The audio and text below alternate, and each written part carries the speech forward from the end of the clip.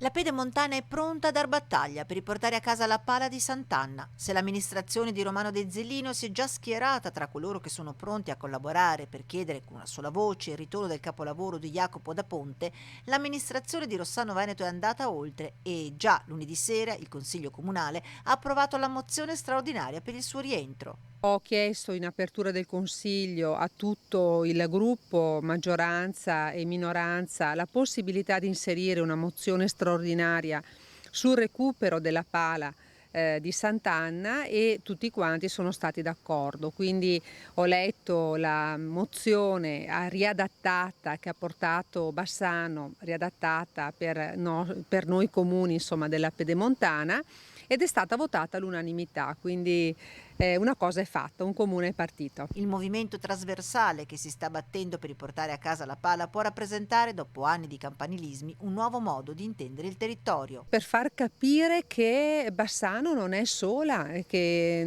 Bassano è il nostro punto di riferimento, la nostra città più importante, la città che guida, ma che c'è un territorio pronto a dare una mano e a fare massa critica nei confronti di questo che è diventato un problema che sicuramente risolveremo tutti insieme.